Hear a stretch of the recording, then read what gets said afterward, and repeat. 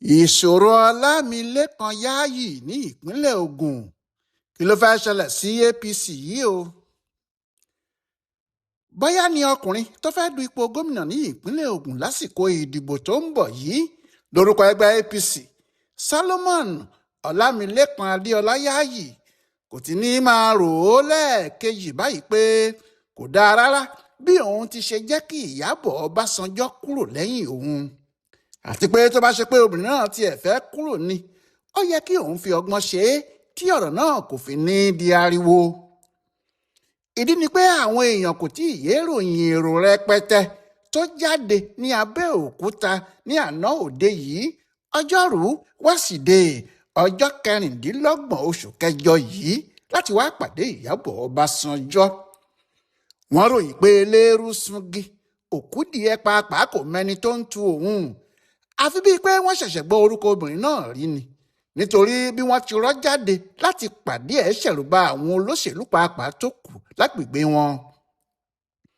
bẹ́ẹ̀ kì í ṣe pé gómìnà lòun fẹ́ dù, ó fẹ́ padà sí ilé ìgbìmọ̀ asòfin àgbà láti Abẹ́òkúta yìí ni, àmọ́ àǹfààní tí àwọn ẹgbẹ́ PDP ìpínlẹ̀ náà lò nìyẹn láti fi gbé Ládi Adébútú tí yóò dupò gómìnà lórúkọ ẹgbẹ́ náà jáde rèé, tí èrò náà sì pọ̀ débi pé kálukú ń ròyìn pé níbo làwọn èèyàn náà ti jáde wá ni. ohun tí àwọn ọ̀jọ̀gbọ́n tí wọ́n mọ bí ọ̀rọ̀ òṣèlú àdúgbò náà ṣe rí ṣe ń sọ pé káṣí ní Yayi mọ̀ ni o, ìbá mọ bí ìbá ti ṣe ọ̀rọ̀ Ìyábọ̀ yìí sí tí kò fi ní di irú ariwo tí wọ́n pa mọ́ ara wọn lórí lọ. ṣé Ìyábọ̀ ti fẹ̀sùn kan Yayi pé òun àti àwọn aṣáájú APC kò pe òun sí, wọn kò bá òun sọ̀rọ̀ náà tẹ́lẹ̀, wọ́n kàn pé àwọn sípàdé, wọ́n sọ pé Yayi làwọn mú ni, òun ni gbogbo àwọn gbọ́dọ̀ fà kalẹ̀. ó ní òun sì gbà, ṣùgbọ́n ohun tí wọ́n padà ṣe fóun lẹ́yìn náà kò dáa rárá ni. ọ̀rọ̀ tí Ìyábọ̀ Ọbásanjọ́ ń sọ yìí ọjọ́ 14 oṣù kẹrin 2026 yìí ló ṣẹlẹ̀ níbi tí àwọn àgbààgbà ẹgbẹ́ òṣèlú APC ní ìpínlẹ̀ Ògùn ti péjú tí wọ́n pèsè sí olú ilé ẹgbẹ́ náà nígboro ìlú Abẹ́òkúta. Olúṣẹ́gun Ọ̀ṣọ́bà tó ti ṣe gómìnà ìpínlẹ̀ náà lẹ́ẹ̀mejì rí ní 1992 àti 1999, Ọ̀túnba Gbenga Daniel tó ṣe gómìnà ìpínlẹ̀ náà láti 2003 títí di 2011, Ìbíkúnlé Amósùn tó ṣe gómìnà náà láti 2011 títí di 2019, àti Dapọ Abiọdun tó ń ṣe gómìnà ìpínlẹ̀ náà lọ́wọ́lọ́wọ́. bẹ́ẹ̀ ni igbákejì gómìnà tẹ́lẹ̀ Salimatu Badiru àti Noimatu Salako Oyedele wà níbẹ̀ àti àwọn aṣáájú ẹgbẹ́ wọn gbogbo. níbẹ̀ ni wọ́n ti yọ ọwọ́ Yayi sókè láàrin àwọn bíi 16 tí wọ́n ti múra láti du ipò gómìnà ìpínlẹ̀ náà lórúkọ ẹgbẹ́ wọn. nínú àwọn tí wọ́n ń du ipò yìí tẹ́lẹ̀ ọkọ ní Ìyábọ̀ Ọbásanjọ́, òun náà sì wà níbi tí wọ́n ti fa ọwọ́ Yayi sókè tí wọ́n ní kọ̀ǹsẹ́ńsọ̀ ni. lóòótọ́ ni gbogbo àwọn tí wọ́n ti múra láti dupò náà tó wà níbẹ̀ nawọ́ sókè tí wọ́n ń rẹ́rìn-ín, àmọ́ àwọn tí wọ́n mọ̀ nípa òṣèlú gidi mọ̀ pé ojú ayé lásán nìyẹn o. iṣẹ́ ńlá wà lọ́wọ́ Yayi láti rí i pé àwọn tí wọ́n rẹ́rìn-ín ìyàngì wọ̀nyí wọ́n padà wá rẹ́rìn-ín dénúdénú kí wọ́n sì dunnú sóhun kí wọ́n múra láti bá òun ṣiṣẹ́ náà kí òun lè wọlé. ó jọ pé Yayi pàápàá mọ ilé yìí dáadáa o, àmọ́ kò dàbí pé ó ní ìfarabalẹ̀ tó láti bá ọ̀rọ̀ náà yanjú, tàbí kó jẹ́ ọkàn ẹ̀ ti balẹ̀ lábàjù pé kò sí ohun tí ẹnikẹ́ni tún lè fi òun ṣe mọ́. wọ́n ti òjé bọ olóòṣà lọ́wọ́, kò sí bàbá ẹnìkan tó tún lè bọ. ìdí ni pé ó ti kọ́kọ́ lọ sí ọ̀dọ̀ Ìyábọ̀ rí o. ó lọ sọ́dọ̀ ẹ̀ ní ọjọ́ 28 oṣù kẹrin yẹn náà, ìyẹn lọ́sẹ̀ kejì tí wọ́n mú un bíi kọ̀ǹsẹ́ńsọ̀. wọ́n sì jọ sọ̀rọ̀, wọ́n jọ ya fọ́tò, gbogbo ayé sì rí fídíò wọn. àfi bí ọ̀rọ̀ náà ṣe tún yí sí mọ́gánná tó padà dìjà lẹ́yìn yẹn tí Yayi jáde tó sọ pé Ìyábọ̀ ń béèrè owó tó ti ná, owó tó fi ṣe kàmpéènì nígbà tó fẹ́ du ipò gómìnà lọ́wọ́ òun. Ìyábọ̀ ní òun ò béèrè owó lọ́wọ́ ẹ̀, òun ló wá tó sọ pé kí lòun fẹ́, tí àwọn ọmọlẹ́yìn òun sì bá a sọ̀rọ̀ níjọ́ tó wá, torí gbogbo owó tí òun ná kì í ṣe owó òun nìkan, owó ẹgbẹ́ ni, òun kò sì lè dá béèrè owó kankan lọ́wọ́ Yayi. lọ́rọ̀ kan ibi tí ọ̀fọ́n ti tọ̀ sí gbẹ̀gìrì rèé ni ẹlẹ́kọ̀ọ́ bá kó ẹ̀kọ́ ẹ̀ dání. ọkọ̀ àjàgbé ìjọba àárín Yayi àti Ìyábọ̀ wọn ò sì jọ ṣe mọ́ nídìí òṣèlú wọn. ohun tó wá ya àwọn èèyàn lẹ́nu ni pé àwọn àgbààgbà ẹgbẹ́ sì ń gbìyànjú láti yanjú ọ̀rọ̀ náà lọ́wọ́ nígbà tí wọ́n rí Ìyábọ̀ fìrí níbi ìpàdé àwọn PDP ní ọjọ́ 17 oṣù kẹfà June 17.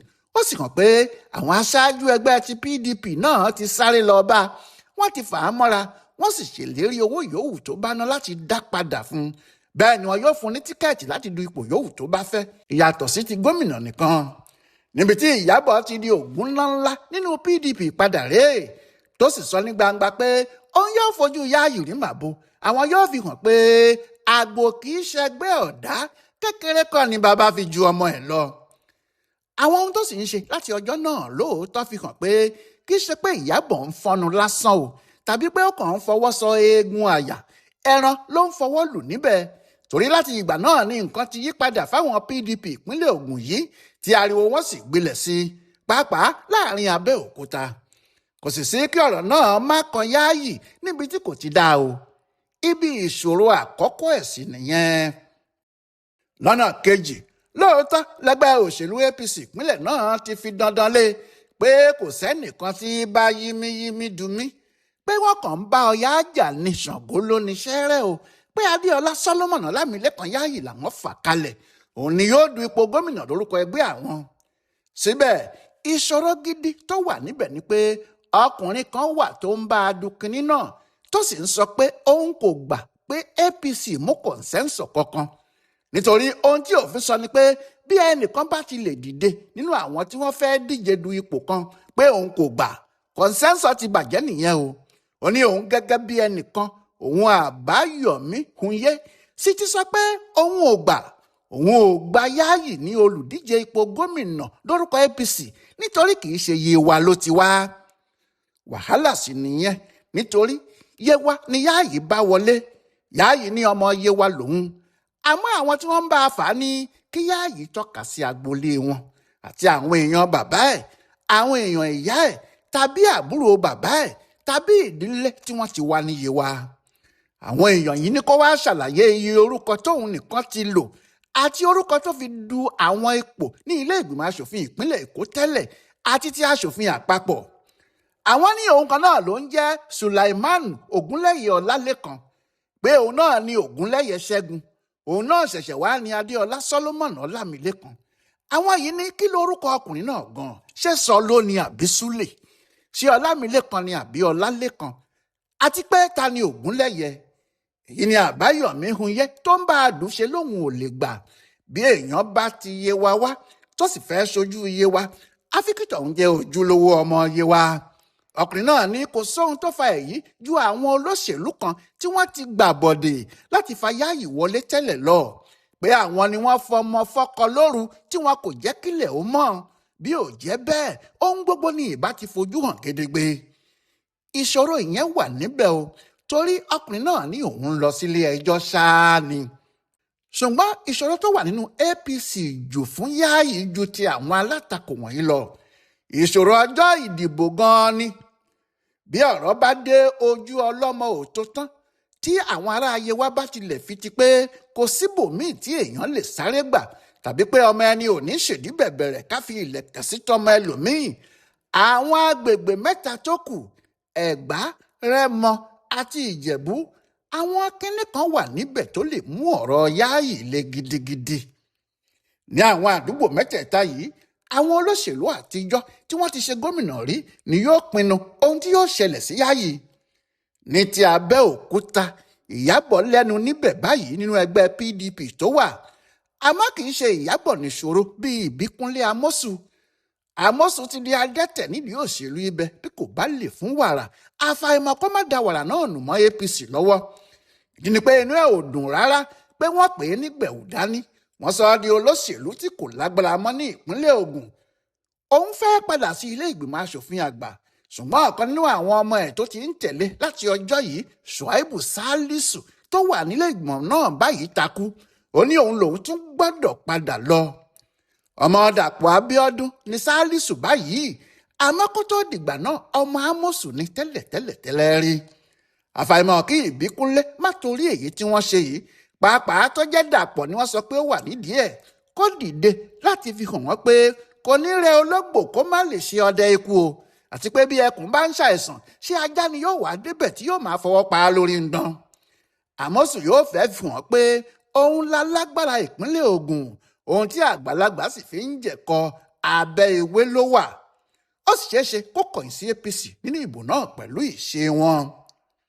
Ó ti ṣe bẹ́ẹ̀ nígbà kan rí lásìkò tí wàhálà dé tó tẹ̀lé ọmọlẹ́yìn ẹ̀wọ̀ inú APM. Bọ́lá bá Ìyábọ̀ Ọbasanjọ́ tí wọ́n jọ wà lábẹ́ òkúta kan náà lọ lásìkò yìí, ọ̀rọ̀ náà yóò léwu fún Yayi gan-an ni. Bẹ́ẹ̀ náà ni láti ọjọ́ tó pẹ́ Dapọ Abiọdun kì í wọlé ìbò rẹpẹtẹ ní Rẹ́mọ o. Ládi Adébútú ní máa wọlé níbẹ̀. Àǹfààní tó sì ní tó fi wọlé ní 2023 ni pé ọmọ Rẹ́mọ yìí ni. Bó tilẹ̀ jẹ́ pé àwọn kan takú pé Ládi ló wọlé, wọ́n yí kinní náà mọ́ ọ lọ́wọ́ ni. Lásìkò yìí tí kì í wá ṣe ọmọ Rẹ́mọ ló ń du ipò gómìnà fún APC tó jẹ́ ọmọ Adébútú, bàbá Ìjẹ̀bú tí wọ́n fẹ́ràn ní gbogbo agbègbè náà gẹ́gẹ́ bí ọmọ onílùú ní fún PDP. Yóò ṣòro gan kí Yayi tó mú nǹkan jẹ níbẹ̀ lórí Adébútú. Ẹni tí ìbá sì ràn án lọ́wọ́ ní kò lágbára ìbò rẹpẹtẹ níbẹ̀ yìí bó tiẹ̀ jẹ́ pé gómìnà ni. Àti pàápàá àdúgbò náà bọ́ sábẹ́ Gbenga Daniel. Kò sì dàbí pé ẹnìkan wà tó lè bá ọkùnrin tí wọ́n ń pè ní OGD náà sọ. Àsìkò tí yóò dẹyẹ sí APC gan nìyí. Ṣé látilẹ̀ ẹ̀yìn Ládi ló máa ń wà, àmọ́ nísìnyí tí wọ́n tilẹ̀ ti wá tì í jáde láti padà sílé ìgbìmọ̀ aṣòfin tó sì tún jẹ́ ọ̀nà tí wọ́n fi tì í jáde yìí kò dáa rárá.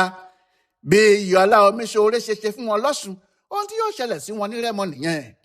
Bí Adébútú àti Daniel bá sì ṣe pọ̀ níbẹ̀, ọ̀rọ̀ náà yóò rọ̀ kó tó tò gan ni. Torí lára ohun tí Daniel yóò ṣe ni láti rí i pé wọn ò dìbò níbẹ̀ fún Dapọ láti lọ sílé ìgbìmọ̀ aṣòfin àgbà tó ti fi ọ̀nà àlùmọ̀kọ́rọ́ igba tíkẹ́ẹ̀tì ẹ̀ lọ́wọ́ òun. Bó sì ti rí ní Rẹ́mọ yìí, bí yóò ti rí ní gbogbo agbègbè Ìjẹ̀bú náà nìyẹn. Yàtọ̀ sí pé Gbenga Daniel yóò wà níbẹ̀ yẹn náà tí yóò máa dúró de Dapọ Abiọdun níbi tí yóò ti fẹ́ fi hàn án bóyá ikún ló lóko bí tàkúté ni. Gómìnà náà ti fa nǹkan míì bọ́ra ẹ̀ lọ́rùn tí yóò fi sọ ìbò Ìjẹ̀bú àti agbègbè ẹ̀ nù pátápátá. Ọ̀rọ̀ Awùjalẹ̀ ni o. Ohun tí gómìnà Abiọdun ń fojú àwọn ọmọ Ìjẹ̀bú Òde àtàwọn afọbajẹ ibẹ̀ rí lórí ọ̀rọ̀ Awùjalẹ̀ tuntun tí wọ́n fẹ́ jẹ, tó ń fi hàn wọ́n pé ọ̀rẹ́ òun lòun fẹ́ kó di Awùjalẹ̀ nítorí tí òun wà nípò gómìnà. Kìnní náà yóò lẹ́yìn fún gan-an nígbà tí àsìkò ìbò bá dé, pàápàá nígbà tí àwọn Ìjẹ̀bú bá ti rí i pé kò sí agbára kankan lọ́wọ́ ẹ̀ mọ́. Nígbà náà ni wọn yóò fi hàn pé àwọn náà ní nǹkan kan tí àwọn lè fi ṣagbára. Wọ́n ti ń fa ọ̀rọ̀ náà lọ, wọ́n ń fà á bọ̀, kò sì jẹ́ pé wọn yóò yanjú ẹ̀ títí tí Dapọ Abiọdun yóò fi kógbá ìjọba ẹ̀ wọlé. Àwọn ọmọ Ìjẹ̀bú Òde wọ̀nyí yóò dìde láti takò pé kò ní di aṣòfin kankan lójú àwọn láti àdúgbò tàwọn. Gbogbo eléyìí, ìyẹn èyí tí ọkùnrin gómìnà yìí ń ṣe yìí, àkóbá ni yóò fi ṣe fún Yayi. Torí nígbà tí àwọn afọbajẹ àti àwọn èèyàn ìlú náà bá Adébútú múlẹ̀, wọn yóò kọ̀yìn sóhun ni, wọn yóò sì kọ̀yìn sí gbogbo ẹni tí APC bá mú wá bá wọn.